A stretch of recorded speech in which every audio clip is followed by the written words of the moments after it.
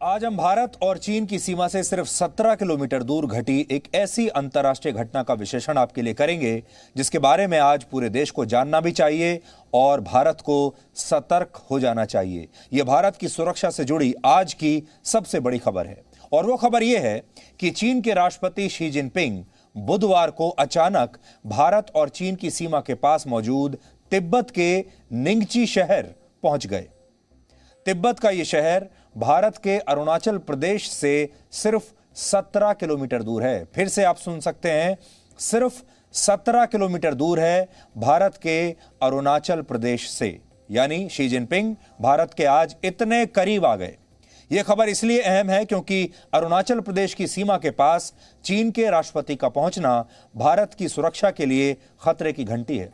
पिछले 30 वर्षों में यह पहला मौका है जब चीन का कोई भी राष्ट्रपति तिब्बत पहुंचा है और भारत के इतने करीब आकर उसने तिब्बत के इलाकों का दौरा किया है। इसमें एक संदेश है जो शी जिनपिंग भारत और पूरी दुनिया को देना चाहते हैं। क्या संदेश है वो भी आज हम आपको आगे बताएंगे। शी जिनपिंग आखिरी बार वर्ष 2011 में चीन के उपराष्ट्रपति के तौर पर इसी जगह पर आए थे, लेकिन तब वो राष्ट्रपति नहीं थे। जैसा हमने कहा, तब वो उपराष्ट्रपति थे। राष्ट्रपति कोई भी चीन का 30 साल में यहां पहली बार आया है। शी जिनपिंग न सिर्फ चीन के राष्ट्रपति हैं, बल्कि वो चीन की पीपुल्स लिबरेशन आर्मी यानी पीएलए के कमांडर इन चीफ भी हैं। भारत और चीन की सेना के बीच पिछले साल गलवान में जो कुछ हुआ उसकी यादें आज भी भारत के हर नागरिक के मन में ताजा हैं। आप भी भूले नहीं होंगे। इसलिए शी जिनपिंग के इस तिब्बत दौरे को बहुत गंभीरता से हमें लेना होगा। तिब्बत का निंगची शहर अरुणाचल प्रदेश की सीमा से बिल्कुल लगा हुआ है, सटा हुआ है और अरुणाचल प्रदेश को चीन दक्षिण तिब्बत का हिस्सा मानता है। खतरनाक बात यह है कि अरुणाचल प्रदेश को वो अपना ही हिस्सा मानता है, भारत का हिस्सा नहीं मानता। जबकि सच यह है कि लद्दाख की तरह अरुणाचल प्रदेश भारत का अभिन्न हिस्सा है। निंगची में ही चीन ब्रह्मपुत्र नदी पर एक बांध बना रहा है। ब्रह्मपुत्र को चीन की भाषा में यारलुंग जांगबो कहा जाता है। इस नदी का उद्गम स्थल तिब्बत में कैलाश मानसरोवर के पास है और यह नदी जब भारत में आती है तो हम इसे ब्रह्मपुत्र के नाम से जानते हैं। लेकिन अब चीन इस नदी पर भी बांध बना रहा है ताकि वो इस नदी के पानी को भारत में प्रवेश करने से रोक पाए। यहां से निकलकर यह नदी निंगची पहुंचती है और फिर वहां से यह भारत के अरुणाचल प्रदेश में प्रवेश करती है। इस नदी का जो पूरा रूट है इस समय आपकी स्क्रीन पर है, जहां आप देख सकते हैं कि ब्रह्मपुत्र नदी का जो पूरा रूट है, कहां से उसका उद्गम होता है और कैसे वो अरुणाचल प्रदेश में प्रवेश करती है, यह आपके सामने है। पानी की मात्रा के हिसाब से यह दुनिया की 9वीं सबसे बड़ी नदी है और इसके पानी पर भारत और बांग्लादेश के 13 करोड़ लोगों का जीवन निर्भर करता है। इसलिए अब चीन इस नदी को एक डैम के जरिए, बांध के जरिए नियंत्रित करके भारत को परेशानी में डालना चाहता है। कल भी हमने आपको बताया था कि चीन इस बात को समझ चुका है कि जो अगला वर्ल्ड वॉर होगा वो पानी पर लड़ा जाएगा और इसीलिए उसने अपने देश में से जितनी भी नदियां ऐसी हैं, बड़ी नदियां जो दूसरे देशों में निकलती हैं, उन पर बांध बनाने शुरू कर दिए हैं और चीन 98,000 बांध अपने देश में अलग अलग नदियों पर बना चुका है। इसके अलावा शी जिनपिंग ने इसी नदी के पास बने एक ब्रिज का भी निरीक्षण किया और इस पर बन रहे बांध को भी उन्होंने देखा। फिर वो निंगची शहर से चलने वाली हाई स्पीड बुलेट ट्रेन में सवार होकर तिब्बत की राजधानी लासा पहुंचे। पिछले महीने ही चीन ने तिब्बत की पहली हाई स्पीड ट्रेन सर्विस निंगची से लासा के बीच शुरू की है। इसमें भी एक बहुत बड़ा संदेश छुपा हुआ है कि वो भारत को क्या संदेश देना चाहता है। वो भारत के और चीन की सीमा के करीब तक अपने सारे विकास के जो प्रोजेक्ट हैं उन्हें लाना चाहता है और इन इलाकों को ट्रांसपोर्ट की दृष्टि से ऐसा बना देना चाहता है कि चीन के आम नागरिक ही नहीं बल्कि सैनिक भी पलक झपकते ही इन इलाकों में पहुंच सकें, वो इलाके जो भारत की सीमा से बिल्कुल लगे हुए हैं। 435 किलोमीटर लंबे इस रूट पर पूरी तरह से बिजली से चलने वाली यह ट्रेन 160 किलोमीटर प्रति घंटे की रफ्तार से दौड़ सकती है। यानी भारत की किसी भी ट्रेन से ज्यादा तेज ये चलती है और ये उस इलाके में जाती है जो अरुणाचल प्रदेश से बिल्कुल सटा हुआ है। इसके अलावा चीन ने निंगची को लासा से जोड़ने वाले एक 250 किलोमीटर लंबे एक्सप्रेसवे का भी निर्माण पूरा कर लिया है। ये एक्सप्रेसवे भी भारत के लिए चिंता का विषय होना चाहिए और उन सब की तस्वीरें आज हम आपको दिखा रहे हैं।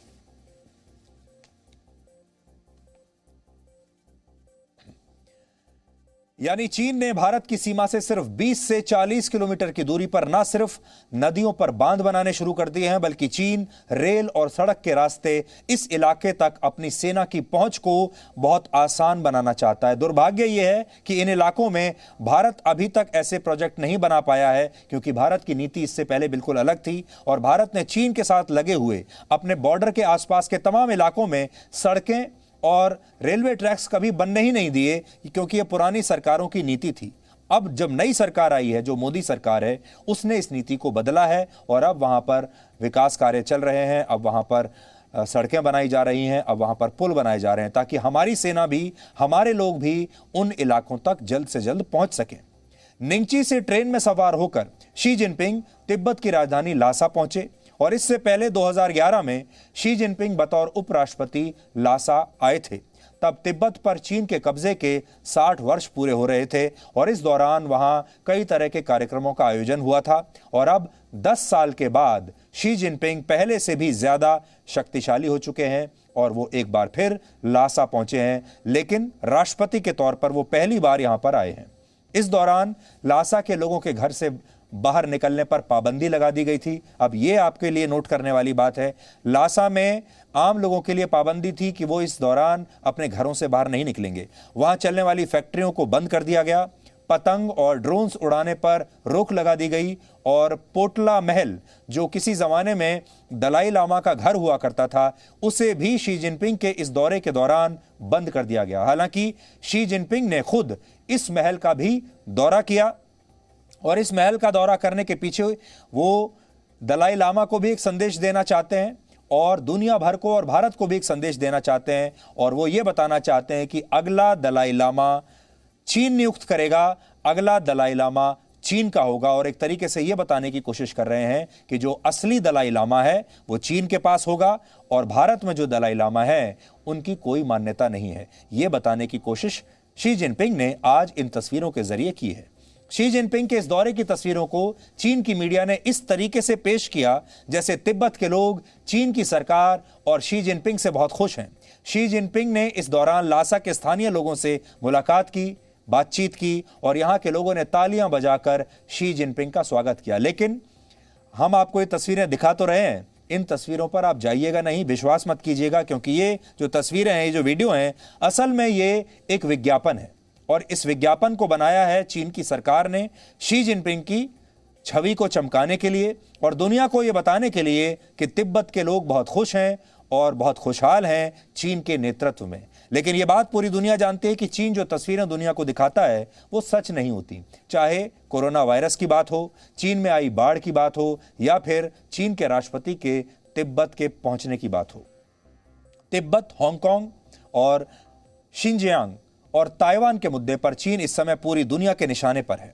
ऐसा इसलिए है क्योंकि हांगकांग में चीन ने लोकतंत्र का गला घोट दिया, शिनजियांग में आज़ादी की मांग कर रहे वीगर मुसलमानों को चीन यातनाएं दे रहा है और ताइवान पर हमला करके चीन उसे भी अपने कब्जे में करना चाहता है।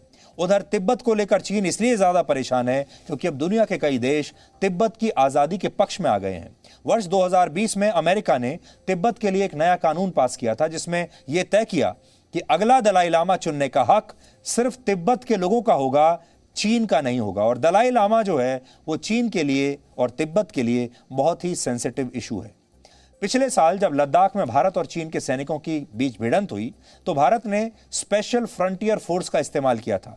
इसे विकास बटालियन भी कहते हैं। भारतीय सेना की स्पेशल फोर्स में तिब्बती मूल के सैनिक होते हैं जिन्हें ऊंचाई पर दुर्गम परिस्थितियों में लड़ने में महारत हासिल है।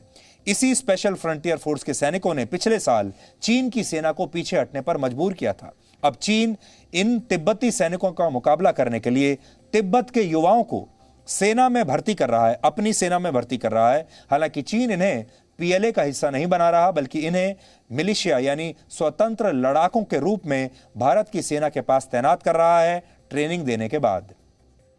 इसके अलावा चीन लद्दाख से लेकर अरुणाचल प्रदेश तक भारत की सीमा के पास 600 से ज्यादा ऐसे गांवों का निर्माण कर रहा है जहां चीन की कम्युनिस्ट पार्टी के प्रति वफादारी रखने वाले लोगों को बसा दिया जाएगा। यानी जो इलाके ऐसे हैं जहां अब तक कोई रहता नहीं, उन इलाकों को भी चीन रिहायशी इलाके बना देना चाहता है और अपने लोगों को वहां बसा देना चाहता है, ताकि वो बाद में ये कह सके कि ये सारे इलाके उसके हैं।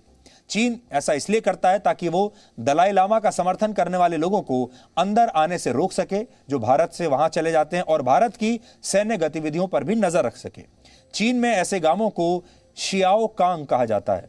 चीन लासा से शिगास्ते तक भी रेल लाइन बिछा चुका है। शिगास्ते नेपाल की सीमा से लगने वाला चीन का इलाका है, यानी चीन कई रास्तों से भारत को घेरने की कोशिश कर रहा है, चाहे अरुणाचल प्रदेश का फ्रंट हो और चाहे नेपाल का फ्रंट हो। चीन कई जगहों से गेटवेज तैयार कर रहा है। अरुणाचल प्रदेश से भी वो आने की कोशिश करेगा, लद्दाख से भी आने की कोशिश करेगा और नेपाल के जरिए भी आने की कोशिश करेगा। अब आप शी जिनपिंग के इस दौरे को 5 अहम पॉइंट्स में समझिए। पहला ये कि शी जिनपिंग ने तिब्बत का यह दौरा तब किया है जब कुछ दिन पहले ही तिब्बत पर चीन के कब्जे को 70 साल पूरे हुए हैं। 23 मई 1951 को चीन ने तिब्बत के लोगों को विकास का लालच देकर उनके देश पर जबरदस्ती कब्जा किया था, और चीन आज भी इस कब्जे को पीसफुल लिबरेशन ऑफ तिब्बत यानी तिब्बत की शांतिपूर्ण आजादी कहकर बुलाता है, जो एक बहुत बड़ा अंतर्राष्ट्रीय झूठ है। दूसरा पॉइंट ये कि इसी महीने की पहली तारीख यानी 1 जुलाई को चाइनीज कम्युनिस्ट पार्टी की स्थापना के 100 वर्ष पूरे हुए हैं। तिब्बत और ताइवान पर पूरी तरह नियंत्रण करना कम्युनिस्ट पार्टी के सबसे पुराने सपनों में से एक है, और शी जिनपिंग की तिब्बत यात्रा चीन के इसी खतरनाक सपने की तरफ उठाया गया एक कदम है।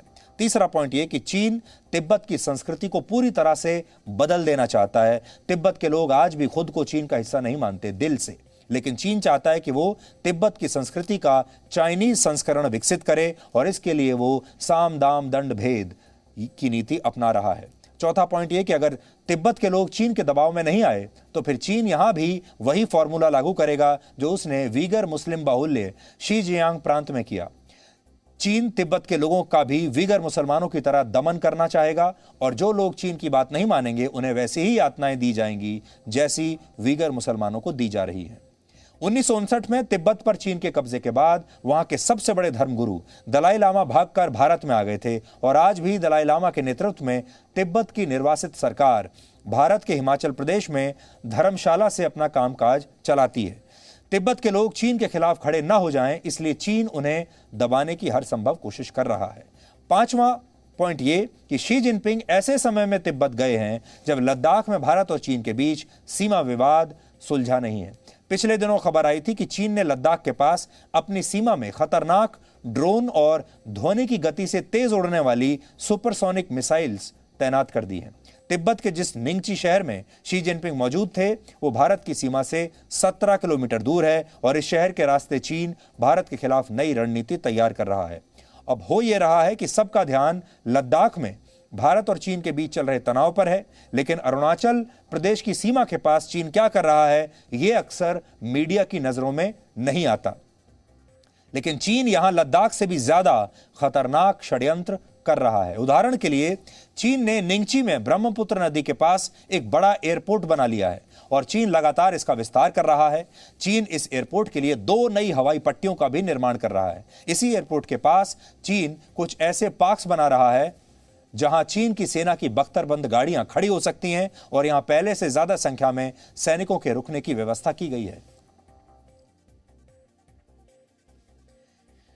आपकी स्क्रीन पर जो ये तस्वीरें हैं ये उसी निंगची एयरपोर्ट की हैं जो बनकर तैयार हो चुका है। इसके अलावा चीन ने निंगची में अंग्रेजों के जमाने के एक हेलीपोर्ट को भी अपग्रेड कर दिया है, जहां अब 8 हेलीकॉप्टर्स तैनात किए जा सकते हैं। इसके साथ ही चीन निंगची से 40 किलोमीटर उत्तर में नए एरोस्टेट रेडार स्टेशंस भी बना रहा है। ऐसे रेडार स्टेशंस कम ऊंचाई पर उड़ने वाले लड़ाकू विमानों को पहचानने में, ट्रैक करने में सक्षम होते हैं। आमतौर पर जब किसी देश की वायुसेना को पड़ोसी देश के महत्वपूर्ण ठिकानों पर हमला करना होता है तो रेडार से बचने के लिए उसके फाइटर जेट्स बहुत कम ऊंचाई पर उड़ते हैं, लेकिन एरोस्टेट रेडार सिस्टम इनकी पहचान भी कर लेता है। यानी ये भारत की एयरफोर्स के लिए एक बुरी खबर है।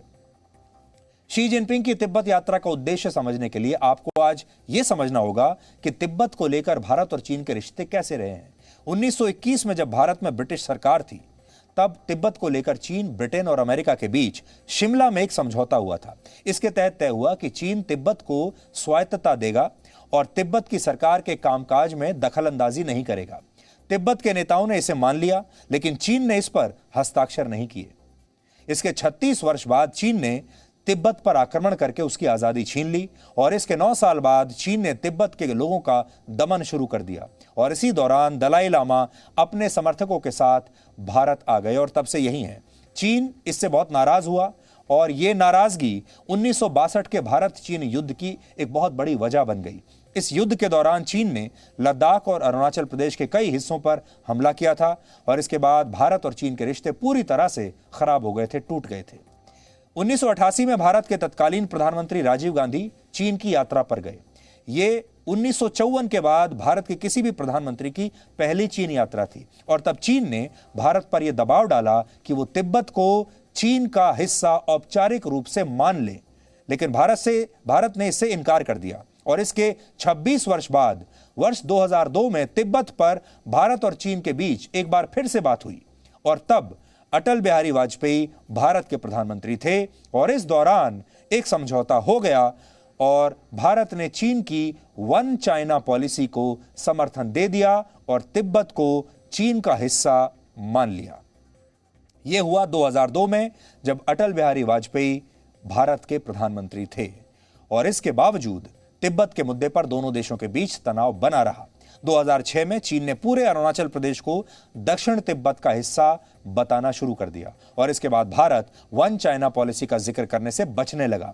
2017 में दोनों देशों के बीच डोकलाम का विवाद हुआ और फिर 2020 में लद्दाख में युद्ध जैसी स्थिति आ गई और जहां स्थितियां अब भी चिंताजनक बनी हुई हैं। लेकिन इस बीच भारत ने भी तिब्बत और चीन के दावों को लेकर अपना रुख बदलना शुरू कर दिया है। 2017 में चीन के विरोध के बावजूद भारत ने दलाई लामा को अरुणाचल प्रदेश के तवांग गांव जाने दिया था और जब दलाई लामा अरुणाचल प्रदेश चले गए, इससे चीन को बहुत परेशानी हुई थी।